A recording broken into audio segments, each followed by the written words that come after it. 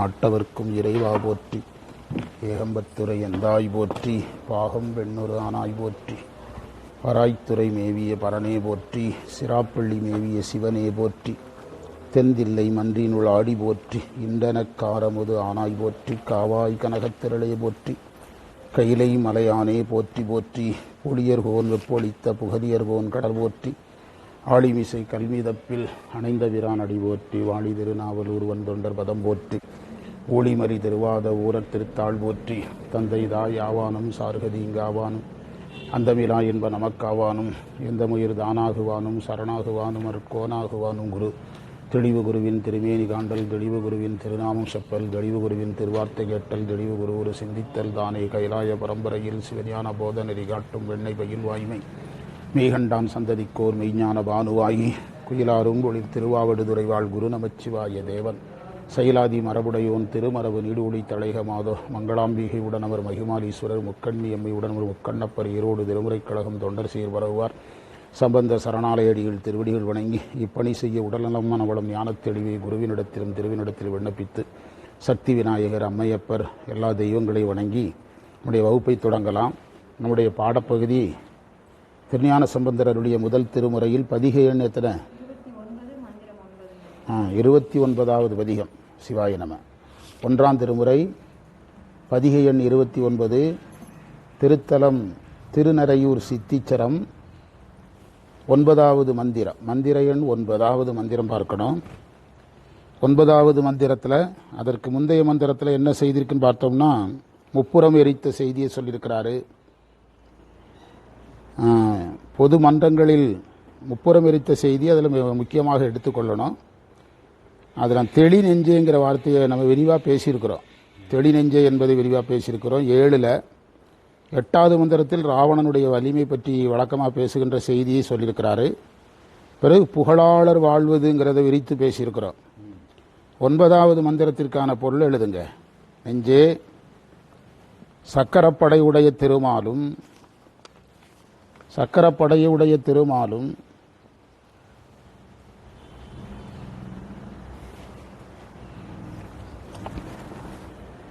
தாமரை மலர் மேல் உரைகின்ற நான்முகனும்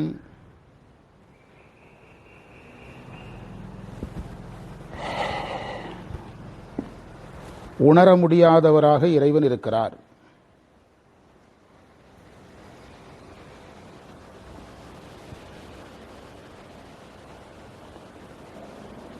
ஓர் ஊழிக்காலம் அளவும் திரிந்து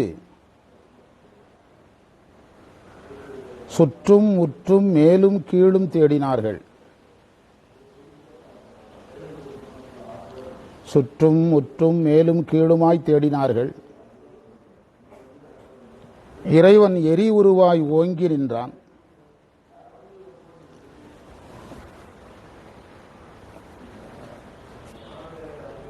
அந்த சித்திச்சரத்தை நீ நினைப்பாயாக என்றார். அந்த சித்திச்சரத்தை நீ நினைப்பாயாக என்கிறார். ஊழி குறிப்புரை ஊழி நாடி என்பதற்கு ஓரூழி காலம் தேடி.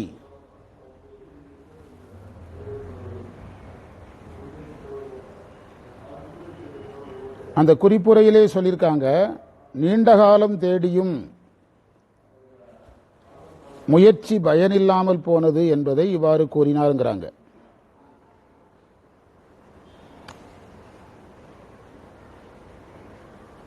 சூழும் என்பதற்கு சுற்றிலும்,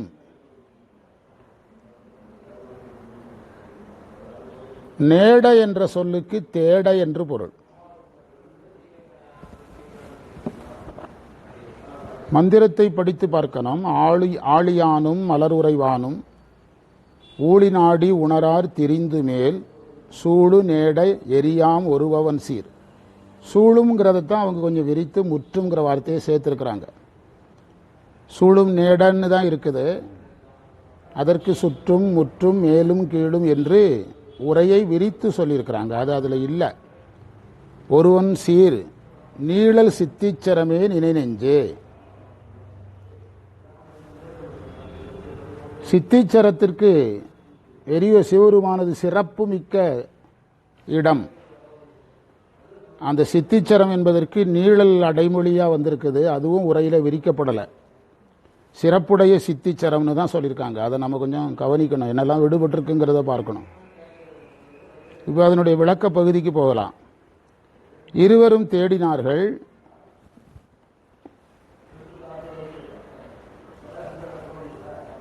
இருவரும் தேடிய வரலாற்றை கொண்டு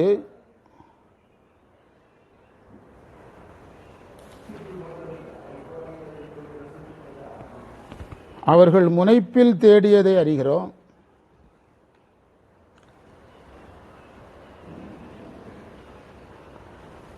தங்களில் யார் பெரியவர் என்று அறிய தேடியதை அறிகிறோம்.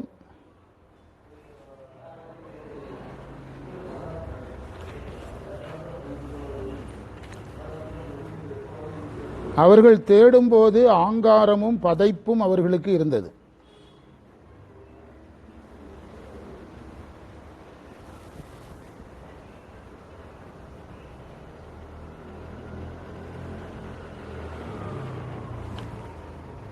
இதுதான் அவர்கள் இறைவனை காண முடியாமல் போனதற்கு காரணம்.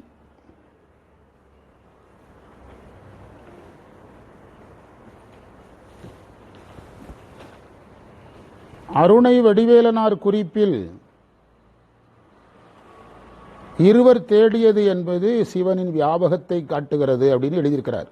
அதை நம்ம எல்லாம் எப்போ படித்தாலும் சேர்த்துக்கிடணும். சிவனின் வியாபகத்தை காட்டுகிறது.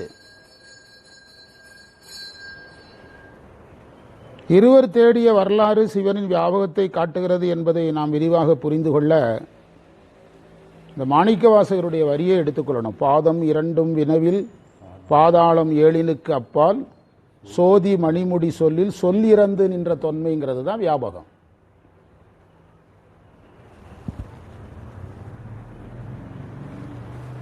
அதனால தான் ஞானசம்பந்தர் இங்கேயுமே கவனம் ரொம்ப முக்கியமாக சிறப்பாக சூழு தேட நேட என்று சொன்னார். சூழு என்பது அந்த வியாபகத்தை குறிக்க வந்த வார்த்தை.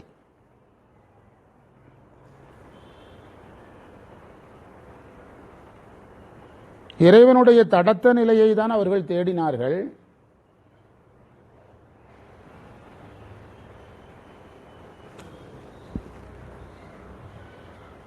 அந்த தடத்த நிலை வியாபகத்தை கூட அவர்களால் அறிய முடியவில்லை. அந்த அருணையார் சொல்லிட்டாருங்கிறதுக்காக அங்கே நிற்கக்கூடாது. அவங்க தேடினது சொரூப வியாபகத்தை தேடலை. எதை தான் தேடினாங்க? ஆமாம், அவர் சொன்னாலும் அதில் போய் நின்றுடக்கூடாது. அவர் தடத்த நிலை வியாபகத்தை தான் தேடினார்கள். தடத்த நிலை வியாபகத்தை எல்லை கூட காண முடியாத அவர்கள் சொரூபத்தை எவ்வாறு காண முடியும்? எனவே இறைவனுடைய தடத்தம் சொரூபம் இரண்டையும் அறியலாம்.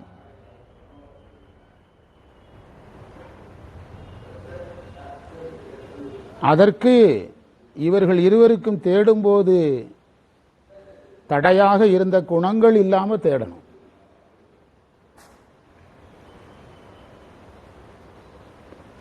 குணங்கள் இல்லாமல் தேட வேண்டும்.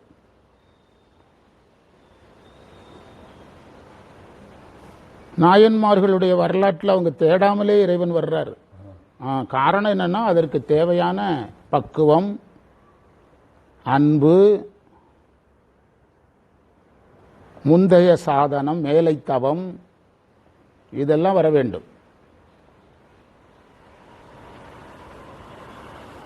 நிறைய நாயனார்களுக்கு, பல நாயனார்களுக்கு உதவி செய்ய வரும்போது அவர்கள் அழைக்காமலே தான் என்ன செய்கிறாரு?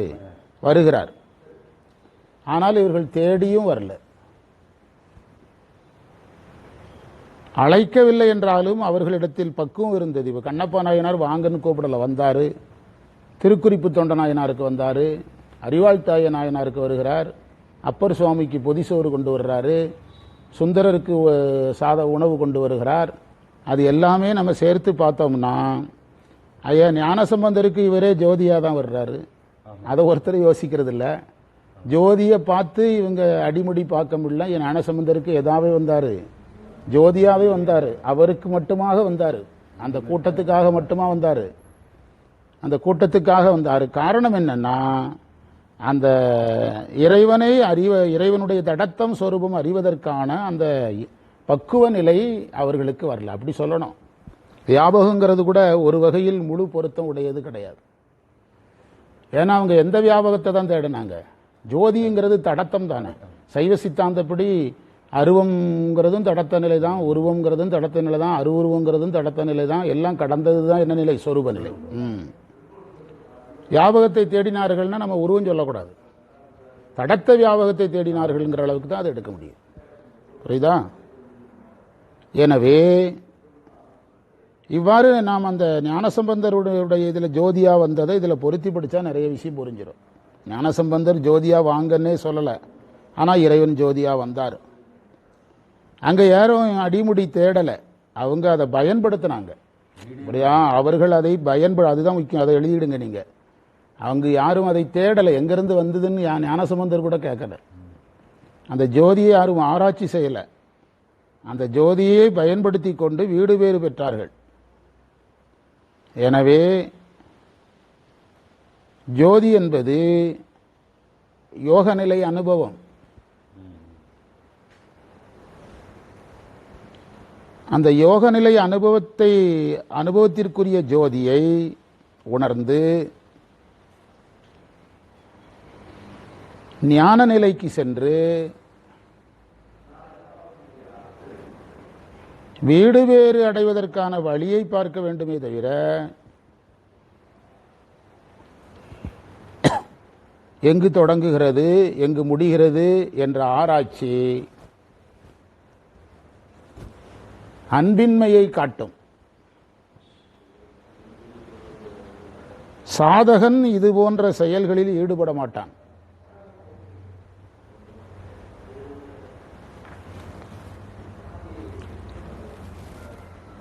அதை இந்த கதையிலிருந்து நாம் எடுத்துக்கொள்ளணும். அதனால தான் திருஞான சம்பந்தர் இந்த மந்திரத்தில் நாடி என்ற ஒரு வார்த்தையை பயன்படுத்துகிறார். நாடி என்பதற்கு விரும்புதல் ஒரு பொருள் வரும். ஆனால் இவங்க விரும்பலை, ஆராய்ச்சி என்ற ஒரு பொருள் வரும். இவங்க என்ன செஞ்சாங்க? ஆராய்ந்தார்கள். ஆய்வின் மூலமாக இறைவன் அறியப்படுவான், அடையப்பட மாட்டான். இவங்க அறிய கூட இல்லை.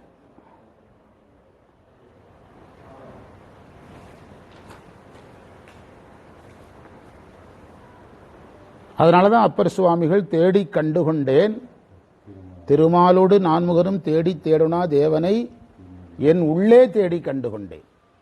அதை சொல்லிக்கிட்டே இருக்கணும். அதை சொன்னாதான் அந்த பகுதி புரியும். இந்த மந்திரத்தை அலட்சியமாக விட்டுருவாங்க எல்லாரும், இந்த 7, 8, 9. ஆனால் அதில் இருக்கிற கான்செப்டை நம்ம ஒவ்வொரு தடையும் பேசினா புது புது வடிவம் வரும். ஒவ்வொரு தடையும் புது புது வடிவம் வரும். 7, 8, 9 ஒன்றுமே இல்லைன்னு ஜம்ப் பண்ணி போயிடுவாங்க. தேடி கண்டுகொண்டேன் திருமாலோடு நான்முகனும் தேடி தேடுனா தேவனை என் உள்ளே தேடி கண்டுகொண்டேன் என்றார். அதை அப்பர் சுவாமிகள் எப்போது சொன்னார்? அதுதான் முக்கியம். அது பேசியிருக்கிறோம் நம்ம. அதற்கான மேலை சாதனங்களை எல்லாம் பேசிட்டு சொன்னார். நெஞ்சே நீ நினையா என்று சொன்ன பிறகுதான் தேடி கண்டுகொண்டேன்னு சொன்னார். சைவ சமயத்தினுடைய சரியகிரிய யோகங்களில் நின்று அவர் தேடினார். இவர்கள்ட்ட நாம் என்ன குறை சொல்கிறோம்னா, ஆங்காரம் இருந்தது, முனைப்பு இருந்தது, நான் யாருன்னு பார்க்க விரும்பினாங்கிற குறைய மட்டும் சொல்கிறோம். சாதனம் இல்லைங்கிறதையும் சொல்லணும். என்ன கிடையாது அவர்கள்ட்ட? மேலை சாதனங்கள் கிடையாது, தவம் இல்லை. சாதனமின்மையும் இதற்கு ஒரு காரணமாக அமைந்தது.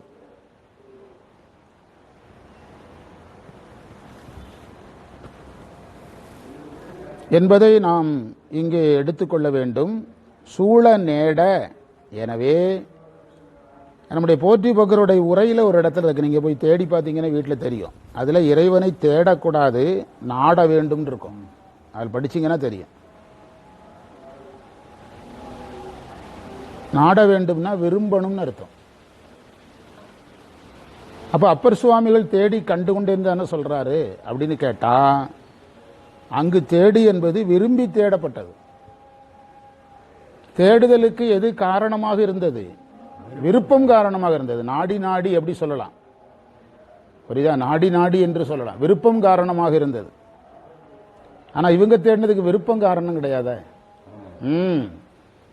அதனால் அப்பர் சுவாமிகள் அந்த சொல்லாட்சியை நம்ம இந்த பொருளில் எடுத்துவிடக்கூடாது. அவர் விரும்பி தேடினார்.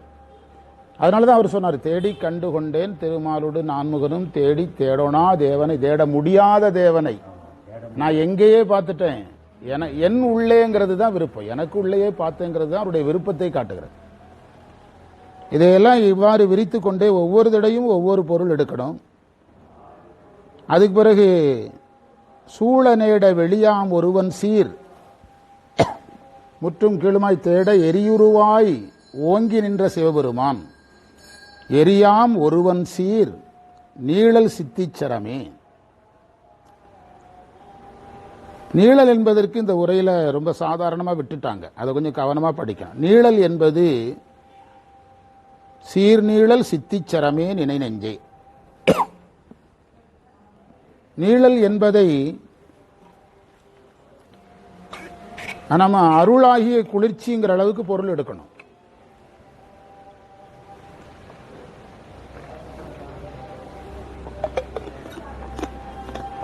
அருளாகிய குளிர்ச்சி என்று பொருள் எடுக்கணும். எடுத்து இந்த மாசில் வீணையுங்கிற மந்திரத்தில் உள்ள நீழலோட பொருத்தணும். மாசில் வீணையும் மாலை மதியமும் வீசு தண்டலும் மூசு வண்டரை பொய்கையும் போன்றதே ஈசன் எந்தை, அந்த நீழலோட ஒப்பிடணும்.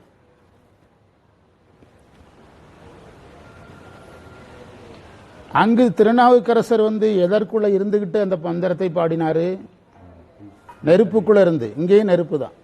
மூணாவது வரியில நெருப்பு இருக்கு. அவர் எரினி தான் சொன்னார், ஜோதின்னு கூட சொல்லலை. இங்கேயும் நெருப்புல தான் நீழல் வருது, அங்கேயும் எதுல தான் வருது? நெருப்புல தான் நீழல் வருகிறது.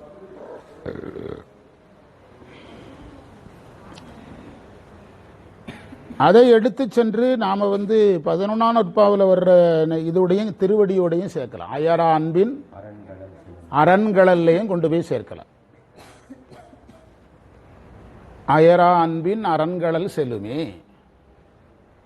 தன்னிழலாம் பதி சார், தன்னிழலாம் பதின்னு இருக்குல்ல, தன்னிழலாம் பதி 9ஆம் நூற்பாவில் அந்த தன்னிழலாம் பதி தான் இங்க நீழலாகிறது.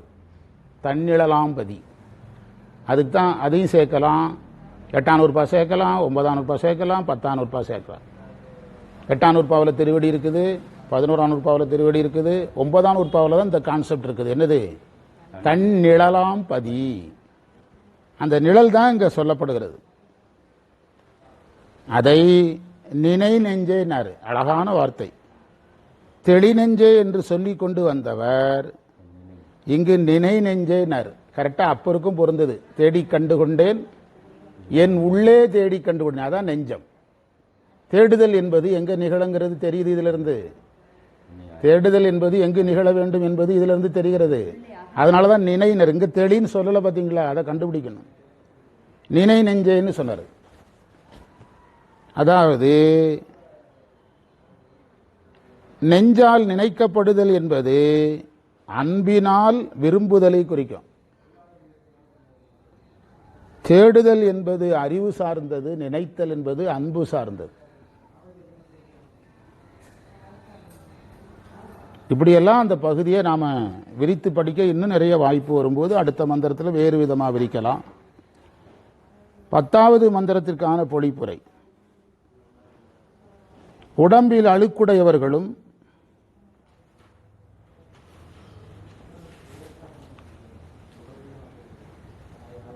ஆடை அணியாதவர்களும்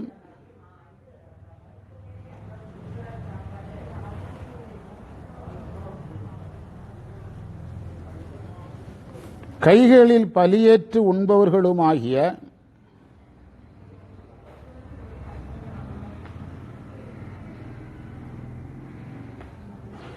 முழுவது சமணர்களுக்கே சொன்னதா உரையில சொல்லியிருக்காங்க.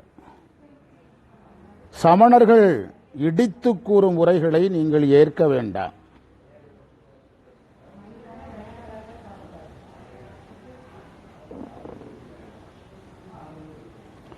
நாம அந்த இருவர்கிட்டையும் என்ன இல்லைன்னு, தவம் இல்லைன்னு சொன்னோமா? இந்த மந்திரம் எப்படி முடியுது? 10வது மந்திரம். 10வது மந்திரம் எப்படி முடியுதுங்க? பாத்தீங்களா? அவங்ககிட்ட என்ன இல்லைன்னு சொன்னோம்? எங்கள் தவத்துக்கு தவத்தை அடைங்கிறார். அவன் தவம் செய்யாமல் தான் இவ்வளோ பெரிய சிக்கலில் மாட்டிக்கிட்டாங்க. நீங்கள் எதை செய்யுங்க பார்த்தீங்களா? அது ஏதோ ஒரு வகையில் சுற்றி வந்துடும். நாம் இது பொருத்தமாக இருக்குமா, சரியாக தான் பேசுகிறோமா, இது மேட்ச் ஆகிருமா இப்படிலாம் யோசித்தா வராது.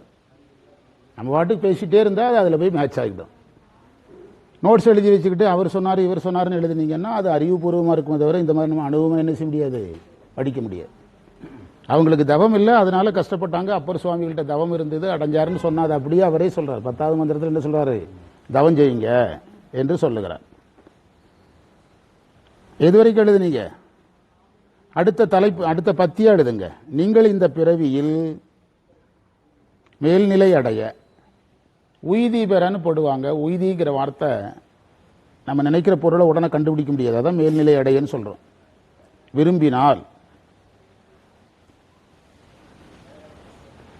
சிவன் எழுந்தருளிய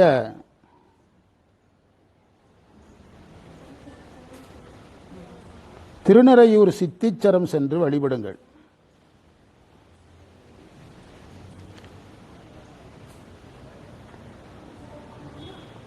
அதுவே சிறந்த தவமாகும்.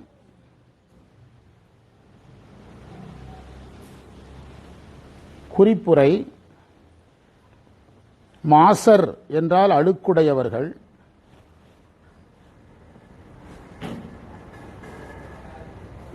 துகிலிலார் என்றால் திகம்பரர்கள். திகம்பரர்கள் துகிலிலாருங்கிறதுக்கு திகம்பரன் எப்படி பொருள் வருது? அப்போ ஆடை இல்லாதவர்னு தானே சொல்லணும். திகம்பரர்னு ஏன் சொல்றாங்க? அதாவது துகிலாதவருக்கு திகம்பரர்னு ஏன் பேர் வந்ததுன்னா, திகம்பரருங்கிற சொல்ல பிரிக்கணும். நாங்கள் பகவத்கீதை படிக்கும்போது அந்த சாமி சொல்லி தந்தது எனக்கு ஞாபகம் வருது. திக்கு கூட்டல் அம்பரர், திக்கு கூட்டல் அம்பரர் அப்படின்னு பிரிக்கணும். நடராஜருக்கு விளக்கம் சொல்லுவாங்க அவங்க, அது ஞாபகம் வருது எனக்கு. திக்கு கூட்டல் அம்பரர். திக்குனா திசை, அம்பரர்னா ஆடையாக கொண்டவர். திசைகளையே ஆடையாக கொண்டவர்கள் அவர்கள். அவங்களுக்கு ஆடை எதுதான்? திசை தான் ஆடை. நாம நடராஜருக்கு இது அடைமொழியா சொல்லுவோம். திக்கம்பரம், திகம்பரம் அப்படின்னு சொல்லுவோம். திசைகளையே ஆடையாக கொண்டிருக்கிறதுனால அவங்களுக்கு என்ன கிடையாது? ஆடை கிடையாது. ஆடை கிடையாது. எப்படி திசையை ஆடையை அடிக்கிறது, எத்தனை மீட்டர் துணி எடுக்கிறது, அதெல்லாம் சாத்தியம் இல்லாதது. அப்படி யோசிக்கணும், யோசிச்சாதான் புரியும்.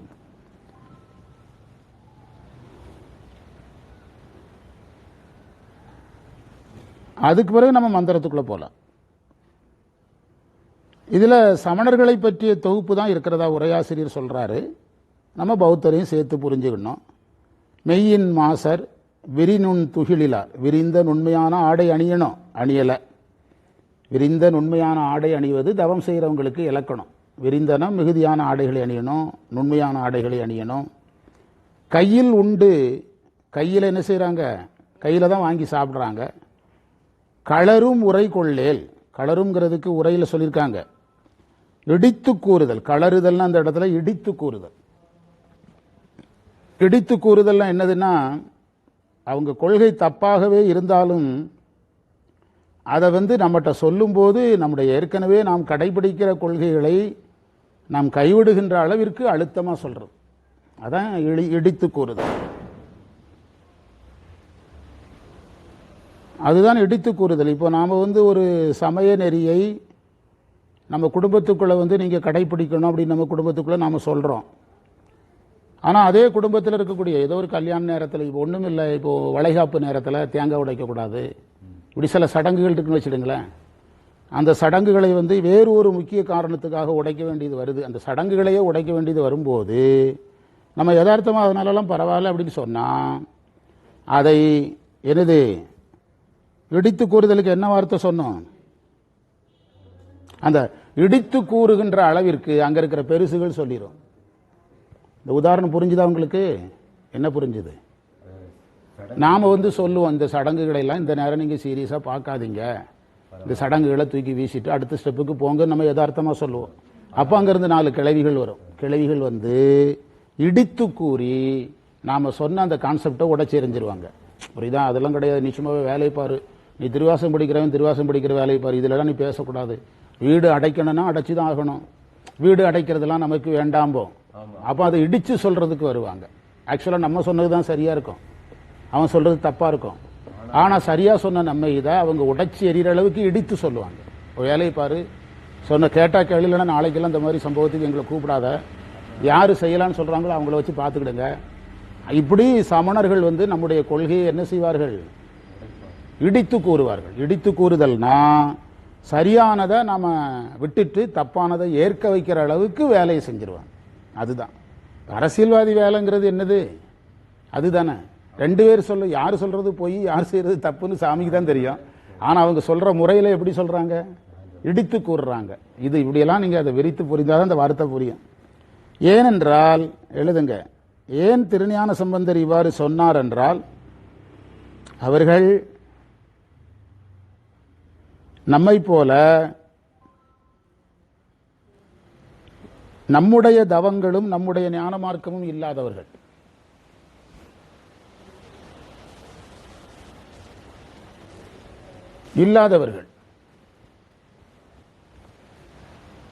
நீங்க அவர்கள் இடித்து கூறுவதில் வல்லவர்கள். பிரமாணமே இல்லாம நான் உலகில் உதாரணம் உங்களுக்கு சொன்னேன். அதுவே பிரமாணம் தான். அதை பிரமாணம் நினைக்கணும்னா அதுக்கும் ஒரு பக்குவம் வேணும். அதையும் பிரமாணமா நினைக்கிறதுக்கு அதுக்கும் ஒரு பக்குவம் வேணும் மாணவருக்கு. இப்போ நான் பிரமாணம் சொல்றேனே, திருநாவுக்கரசருக்கு விஷம் கொடுத்தாங்க, திருநாவுக்கரசரை சுண்ணாம்பு காலவாயில் வைத்தாங்க, யானை கொண்டு மிதித்தாங்க, கல்லில் கட்டி வீசினாங்க. இதெல்லாம் யாருடைய வலுவான வார்த்தைகள்னால் நடந்தது? அதுக்கு பேர் தான் இடித்து கூறுதல். புரியுதா? அதற்கு பின்னால மன்னன், சமணர்கள், திருநாவுக்கரசர் என்ற 3 பார்ட் அங்கே இல்லை. ஒரு சமயமும் இருக்குது. சமண சமயம் என்ற ஒரு சமயமும் அதுக்குள்ள என்ன செய்து இருக்கிறது. அவர்களுடைய பேச்சை யாரை கேட்க வச்சாங்க? ஆக்சுவலா அவன் எதை கேட்டுக்கொண்டு இருந்தவன்? சைவ நெறியை. அந்த இடத்துக்கு போனீங்கன்னா தான் அந்த வார்த்தை புரியும். சைவ நெறியை கேட்டுக்கிட்டு இருந்தவன இவங்க சொன்னா கேட்கிற அளவுக்கு, நம்ம மந்திரத்தை சொல்லி இவர் விஷத்துல தப்பிச்சாரு, நம்ம மந்திரத்தை சொல்லி கடல்ல தப்பிச்சாரு, இப்படி அவங்க சமயத்தை வச்சுதான் அந்த தண்டனை நடக்குது. நீங்க அது உங்களுக்கு புரியுதா புரியலன்னு பார்த்துக்கிடுங்க. புரியலன்னா போய் படிங்க. புரியுதா? அங்கு மன்னன், சமணர், திருநாவுக்கரசர் இல்ல. இடையில் எது இருக்குது? மன்னனுக்கும் சமணனுக்கும் இடையில சமயம் இருக்குது. அந்த சமயத்தை சொல்லி தான் அவங்க நகர்த்துறாங்க. போய் சொல்லும் போது என்ன சொல்றாங்க? நீங்க இதை விட்டீங்கன்னா நம்ம சமயம் உன்னுடைய சமயம் அழிஞ்சிரும். ஆமா, சமயம் அழிஞ்சிரும் அப்படின்னு சொல்றாங்க. சமயம் அழிஞ்சிரும் அப்படின்னு சொல்றாங்க. பிறகு நம்முடைய மந்திரத்தை பயன்படுத்தி தப்பித்தார்கள் என்று சொல்றாங்க. இப்படியே சொல்லி சொல்லி கடைசியில இடித்துரைத்தெல்லாம் என்னன்னா, மன்னன் இவங்க சொல்றதை யார் கேட்கிற இடத்துக்கு கொண்டு வந்துட்டாங்க? கேட்கிற இடத்துக்கு கொண்டு வந்துட்டாங்க. இதுக்கு பேர் தான் இடித்துரைத்தல். அந்த வார்த்தையில அவங்க சொல்ற முறையில நமக்கு ஒரு பயம் வந்துடும். பயம் வரும் மாதிரி சொல்லுது. ஒரு டாக்டர்கிட்ட போறோம் சார், அதுக்கான சிகிச்சை உண்மையான காரணம் இருந்தால் பரவாயில்ல. சில டாக்டர் சொல்லுவாங்க, இது ஒன்றும் பயப்படுறதுக்குலாம் ஒன்றும் கிடையாது சார், 2 வருஷம் வரைக்கும் ஒரு ப்ராப்ளம் கிடையாது, நீங்கள் 2 வருஷத்துக்குள்ள இதை ஆப்ரேஷன் பண்ணிடுங்க சார் பாரு. சில டாக்டர் பார்த்தீங்கன்னா, என்ன தம்பி தப்பாக நினைக்காதீங்க, 1 வாரம் தான் டைம், நீ அதுக்குள்ளே ஆப்ரேஷன் பண்ணி ரெஸ்ட்டுக்கு வந்துடணும், இல்லைன்னா கேரண்டி இல்லைம்பா. நமக்கு அந்த டாக்டர் சொன்னது நம்பிக்கை வராது, இவர் சொன்னதில் பயம் வந்துடும், செத்துருவோங்கிற பயம் வந்துடும். இவர் சொல்கிற முறையில் இப்படி எத்தனையோ கேஸ் நான் பார்த்துட்டேன், சொல்லாமல் போய் செத்து போனவங்க நிறைய பேர் நிறுவார் டாக்டர். என்னுடைய ஃப்ரெண்ட் ஒருத்தர் அந்த கோயம்புத்தூர் வகுப்புக்கு நம்ம கூட வருவார்ல, வெள்ளையா இருக்கும் ஒருத்தர், திருப்பூர்காரர். அவர் இன்டர்நேஷனல் யோகா மாஸ்டர், அவர் நேஷனல் யோகா மாஸ்டர். எப்படி யோகா மாஸ்டர் ஆனாருங்கிறது இப்போ நான் சொல்லிட்டு இருக்கிறது தான். ஒரு சின்ன செக்கப்புக்காக போறாரு, ஹாஸ்பிட்டலில் நீ செத்தே போயிடுவான்னு சொல்லி பெட்டில் படுக்க வச்சிடுறாங்க. பிறகு டிஸ்சார்ஜே பண்ண மாட்டேங்கிறாங்க, பணம் அது பாட்டுக்கு பொங்கி போயிட்டே இருக்குது. அவர் நண்பர் ஒருத்தர் வந்தவர், நீ எப்படியே தப்பிச்சு வெளியே வந்துட்டு அவனுக்கு யோகா சொல்லிச்சாருன்னு தப்பிச்சிடலான்னு சொல்லி இவரை வர வச்சு யோகா சொல்லி கொடுத்து, இவர் அந்த யோகாவில் நோயை நீக்கிட்டு யோகா மாஸ்டர் ஆயிடுறார். இந்திய ராணுவ வீரர்களுக்கு யோகா சொல்லி கொடுத்தவர், ரவிசங்கர் ஜியுடைய யோகா அமைப்பு மூலமா இந்திய ராணுவ வீரர்களுக்கு யோகா சொல்லி கொடுக்க போயிட்டார். அப்போ அதே சமயத்தில் அந்த டாக்டர் என்ன சொல்றார்? இடித்துரைக்கிறார். புரியுதா? இடித்துரைத்துல 2 இருக்குது. வள்ளுவர் சொல்றாரு, இடிப்பாறு இல்லாத ஏமரா மன்னன் கெடுப்பார் இல்லானும் கெடுங்கிறாரு. மன்னன் தப்பு செய்யும் போது தட்டி கேட்கறதுக்கு ஆள் இல்லைன்னா மன்னன் அவனே அழிஞ்சிருவாங்கிறாரு. அங்கு சொல்ற இடித்துரைத்தல் நல்லவர்களின் இடித்துரைத்தல். இங்கு சொல்றது என்னது? தீயவர்களுடைய இடித்துரைத்தல். தீய சொற்களை வலுவாக சொல்லு. அதான் ஞானசம்பந்தர் வலுவா சொல்றார். தீயவருடைய சொற்களை வலுவாக அவர்கள் சொல்லுவார்கள், நாம் அதை நம்பி வலுவா என்ன செய்து கொள்வோம்? ஏற்றுக்கொள்வோம். இந்த வார்த்தையை ஞானசம்பந்தர் சொன்னதுக்கு காரணம் அவர்களுக்கு அந்த பேச்சு திறமை உண்டு. அதனாலதான் திருநாவுக்கரசருடைய இளைய பருவத்தில் அவர் இளைய பருவத்தையும் பெண் பருவத்தையும் நம்ம இணைச்சி படிக்கிறது கிடையாது. அவருடைய இளைய பருவத்தில் சமண சமயத்துக்கு என்ன செஞ்சிடறாரு? போறாரு. இவர் விரும்பி போறாரு. பின்னால என்ன ஆகுது? அதே சமணர்கள் இவர் வெறுக்கும்படியாக இவருக்கு தீமை என்ன செய்கிறார்கள். அந்த சமண சமயத்துக்கு இவர் விரும்பி போகும்போது சைவ சமயம் இருக்குது, மறந்துடக்கூடாது. அங்கதான் நீங்க கவனிக்கணும். சைவமும் இருக்குது, சமணமும் இருக்குது. அவங்க ஊர்லயே சைவம் இருக்குது. ஆனா சமணத்துக்கு ஏன் போனாரு? அவருடைய பிரச்சாரம் இடித்துரைப்பதாக இருந்தார். தம்பி, நாங்க சொன்னோம் பாத்தீங்களா, உங்க சமயத்துல சும்மா மண்ணில் நல்ல வண்ணம் வாழலாம், வைகளும்லாம் சொல்லுவீங்க. ஆனா கடைசியில இப்படிதான் அப்பா இழந்து, அம்மா இழந்து, அக்கா கணவரை இழந்து இப்படி அனாதையா நிற்க வேண்டியதுதான். இப்படியெல்லாம் அவன் பிரச்சாரத்தை சொல்லுவான். நாங்க அதுதான் எது நிலையில்லைன்னு சொல்றோம். நீங்க சீக்கிரமா எங்க வந்துருங்க, சமணத்துக்கு வந்துருங்கன்னு அந்த அவருடைய அந்த உள்ளிருக்கிற ஆர்வத்தை பொங்கி எழச் செய்து ரெண்டையும் அடாப்ட் பண்ணிடுவாங்க.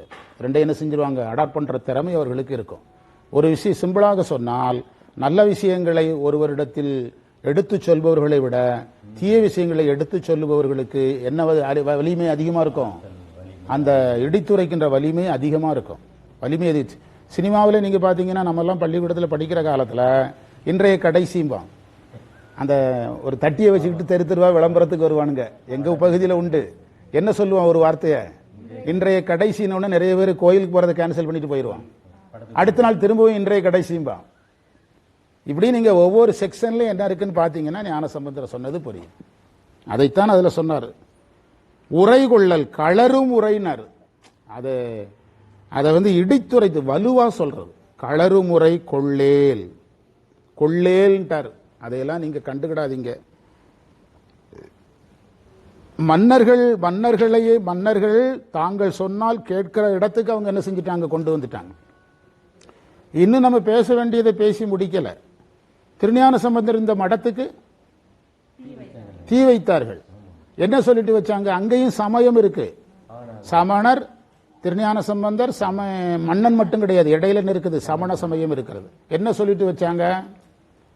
நம்முடைய சமயத்தினுடைய மந்திரத்தை பயன்படுத்தி நெருப்பு வைக்கிறோம்னு தான் சொன்னாங்க. அவங்க சமய மந்திரத்தை பயன்படுத்தி நெருப்பு வைக்க முடியல. அதற்கு பிறகு நீ நெருப்பை வச்சு விட்டுட்டாங்க. அங்கேயும் அந்த சமயம் இருந்தது. பிறகு ஞானசம்பந்தர் பாண்டியனுடைய அரசவையில் போகும்போது சமணர்கள் நடந்து கொண்ட முறை, அனல்வாதத்தில் நடந்து கொண்ட முறை, புனல்வாதத்தில் நடந்து கொண்ட முறை, திருஞான சம்பந்தர் விவாதத்திற்கு எழுத்த முறை, இதையெல்லாம் சேர்த்து பார்த்தீங்கன்னா அவர்கள் எப்படிப்பட்டவர்களாக இருப்பார்கள்? இடித்துரைத்து வசப்படுத்துவார்கள். அதிகாரம் உள்ளவர்களை வசப்படுத்திக் கொள்வார்கள். அதை நீங்க கொள்ளாதீங்கன்றார். கொள்ளேல் என்று சொன்னார். சில விஷயங்களையே நம்ம வகுப்புகளில் இந்த 3 மந்திரம் உங்களுக்கு புரிஞ்சுதுன்னா நம்ம வகுப்பில் சில விஷயங்களையே திரும்ப திரும்ப பேசுகிறோங்கிறதுக்கு புரியும். நம்முடைய கூட்டத்துக்குன்னு சில கட்டுப்பாடுகள் வச்சிருக்கிறோம். அந்த கட்டுப்பாடுகளை மீறினா விட்டுருங்க சாருங்கிறீங்க. அப்படி விடக்கூடாது. இதே மாதிரி சொல்லிக்கிட்டே இருக்கணும். அந்த கட்டுப்பாடுகளை மீறும் போது அதை திரும்ப திரும்ப மீறக்கூடாதுன்னு சொன்னாதான் மீறாமல் இருக்க வேண்டியவங்க என்ன செய்வாங்க? நீங்க என்ன நினைக்கிறீங்கன்னா அதான் முடிஞ்சு போச்சு, அதை ஏன் பேசுறாரு? அப்படி கிடையாது. சமணன் தான் முடிஞ்சிட்டானே, அவரே முடிச்சிட்டாரு. யார சார்? சமணர்களை தோற்கடிச்சார்ல. சமணர்களை தோற்கடித்த பிறகு இந்த மந்திரத்தை நிறுத்த வேண்டியதுதானே? ஏன் நிறுத்தல? சமணர்களை மதுரையில் முடிச்சு கட்டிட்டார்ல. அதுக்கு ஒரு பாடின பதிகத்திலாம் எதை எடுத்திருக்கலாம்? இதை எடுத்துட்டு வேற எதையாவது போட்டிருக்கலாம்ல. அப்படி அல்ல. மீண்டும் இது போன்ற விபத்துக்கள் என்ன செஞ்சிடும்? நடந்துரும். போனவர்களை பற்றி இங்க பிரச்சனை இல்லை, இருப்பவர்களை அந்த நெறியில் வைத்து காப்பாற்றணும். அதனாலதான் இதுபோல் ஒரு விபத்து இனி சைவ உலகத்தில் கோடிக்கணக்கான ஆண்டுகள் சைவம் இருக்கு வரைக்கும் நடக்கக்கூடாது. அதனாலதான் என்ன செஞ்சாரு? அதை சொல்லிக்கிட்டே இருந்தார். அவருடைய நிறைவு பதிகம் வரைக்கும் என்ன செய்தாரு? சொன்னார். அதை நீங்க உள்வாங்கிக் கொள்ளணும். நீங்க என்ன நினைச்சிடுறீங்கன்னா, ஒரு பிரச்சனை வந்ததுன்னா முடிஞ்சதுன்னு நினைக்கிறீங்க. முடிஞ்சது திரும்ப வந்தா இருக்கிறவங்களுக்கு வந்துடக்கூடாதுல்ல. இருக்கிறவர்கள் உய்வடைகிறது கெட்டு போயிருமல்ல. மாணவர்கள் தப்பா புரிஞ்சு அவங்க ஏதாவது தவறான பொருளை எடுத்துக்கொண்டு போயிட்டாங்கன்னு என்ன செய்வீங்க? ஒரு உயிர் படிக்கிற வாய்ப்பு போயிருமல்ல. அதுதான் அதுல சொல்றார். உய்ய வேண்டில் இறைவன் உறையூரில். 3வது வரியில எடுங்க. 3வது உய்ய வேண்டில். அந்த வார்த்தை அழகான வார்த்தை. அதுக்கு உரை சொன்னார். அதில் இல்லாத நம்ம சொல்ல வேண்டியதில்லை. நீங்கள் உய்ய வேண்டும் என்றால்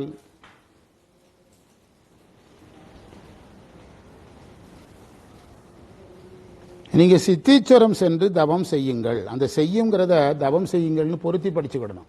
உரையிலையும் அப்படிதான் இருக்கு. உய்ய வேண்டுமென்றால் சித்தீச்சரம் சென்று தவம் செய்யுங்கள். இந்த 10வது திருப்பாடலிலே சமண பௌத்தர்கள் குறிப்பு வருகின்ற இடத்துல தான் தவம் செய்யுங்கள்ங்கிறத சொல்றார். அது ஏன் என்று பார்க்கணும். 2 முக்கிய வார்த்தையை நமக்காக சொல்றார். 3 வார்த்தை சொல்றார். 1 எழுதிக்கிடுங்க, அவர்கள் இடித்திருப்பதை கேட்க வேண்டாம். 2 நீங்க உய்ய விரும்பினால், அப்படின்னா அப்படி பொருள் அல்ல, நீங்கள் உய்ய வேண்டும் அர்த்தம். நீ நல்லா இருக்கணும்னா ஒருத்தர் சொன்னா அதுக்கு பொருளே என்னதுதான்? நீ நல்லா இருந்தான்னு அர்த்தம். நல்லா இருக்கணும்னா அப்படின்னாலே நல்லா இருந்தா அர்த்தம். நீங்கள் உய்ய வேண்டும், இந்த தலம் சென்று தவம் செய்யுங்கள், இதுதான் பொருள் அவர் எடுத்துக்கிட்டது. இங்க அவர் வேறு ஒரு செய்தியை சொல்ல வர்றார், பொருத்தமா சொல்ல வர்றார். அந்த பொருத்தத்தை கண்டுபிடிங்க. 9 நெருப்பு வந்தது, அதுக்கு தகுந்தபடி நிழல் சொன்னாருன்னு பார்த்தோம். அவங்க தேடினதும் நெருப்பை தான், அதுக்கு தகுந்தபடி நிழல் வந்தது. இங்கேயும் அதே மாதிரி பொருத்தமா இருக்கு பாருங்க. சமயவாதிகளில் தவத்தில் வல்லவர்கள் சமணர்கள், பௌத்தர்கள்.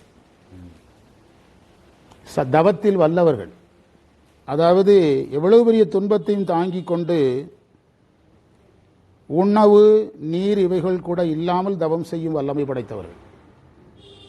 உலக மருத்துவர்களே வியக்கின்ற அளவில் சமணர்கள் பௌத்தர்கள் விரதம் இருந்து டாக்டர்களே அவன் உடம்புல என்ன நடக்குன்னே கண்டுபிடிக்க முடியல. சாப்பிடாமலே வருஷக்கணக்கில் இருக்கிறாங்க சார். வட இந்தியாவிலலாம் மேலை நாட்டு டாக்டர்கள்லாம் ஆராய்ச்சி பண்ணுறாங்க அந்த உடம்பை. வருடக்கணக்கில் சாப்பிடாம பாட்டுக்கு இருக்கிறான், உயிரோடு இருக்கிறான், சாதாரணமாக இருக்கிறான். அந்த நம்முடைய பட்டினத்தாரெலாம் சொல்கிற நம்ம யோகிகளுடைய உடம்பு அவனுங்களுக்கு வருது. எப்படி இவனால் முடியுது, எப்படி இவன் சாப்பிடாமலே இருக்கிறான், எப்படி இதயம் வேலை செய்து கிட்னி வேலை செய்யுதுன்னு மேல்நாட்டு அறிஞர்கள்லாம் ஆராய்ச்சி பண்ணி ஆச்சரியப்படுறாங்க. எதில் வல்லவர்கள் சமணர்கள் பௌத்தர்கள்? தவத்தில் வல்லவர்கள். நம்ம கூட சைவத்தில் திருநாவுக்கரசர் துறவியாக இருந்தது, அதுபோல சமயாச்சாரியர்களில் திருநாவுக்கரசரை தவத்தில் வல்லவர்னு சொல்லுவோம். அதுக்கு இந்த சமணத்தில் இருந்ததும் ஒரு காரணம்னு சொல்லுவாங்க. சமணத்தில் இருந்தது புறப்பயிற்சியாக அமைஞ்சதுன்னு சொல்லுவாங்க. அகப்பயிற்சி ஆகலை. என்ன பயிற்சி ஆனது? புறப்பயிற்சியாக அவருக்கு அமைந்தது அப்படின்னு சொல்லுவாங்க. அது எப்படி மறுக்க முடியாது? அங்கே இருந்தது உண்மைதானே, அவனுடைய சாதனத்தை இவர் செஞ்சது உண்மைதானே, அது புறப்பயிற்சியாக அமைந்தது திருநாவுக்கரசருக்கு அப்படின்னு சொல்லுவாங்க. அதனால தான் அந்த வலுவான அந்த வயதில் கூட அவரால் எங்கே போக முடிஞ்சது தனியா? அதற்கான உடம்பு கட்டமைப்பு அவருக்கு இளமையிலேயே அமைஞ்சிட்டு.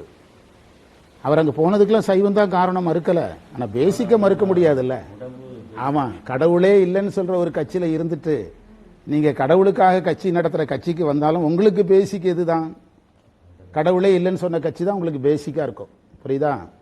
அதனால் என்று இதை சொல்லுவார்கள். எனவே அந்த சமண பௌத்தர்கள் செய்கின்ற தவம் அங்கே வரணும். சமண பௌத்தர்கள் செய்கின்ற தவம் அல்ல, அவம்னா வீணானது. சைவத்தின் பார்வையில் வீணானது. அது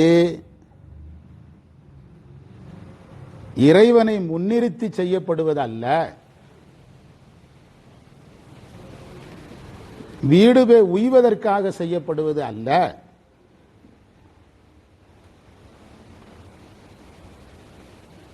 எனவே அது நம்முடைய தவம் வேறு. நம்முடைய தவம் திருக்கோயிலை அடிப்படையாக கொண்டது. எனவே நீ இந்த திருக்கோயிலுக்கு போய் தவம் செய்யின்னு சொன்னார். அதுல சொல்ல வந்த செய்தி என்னன்னா, தவம் என்பது சரியகிரிய யோகம், அது திருக்கோயில் சார்ந்ததாக இருக்க வேண்டும். திருக்கோயில் சார்ந்த தவம் தான் உய்வை தரும்.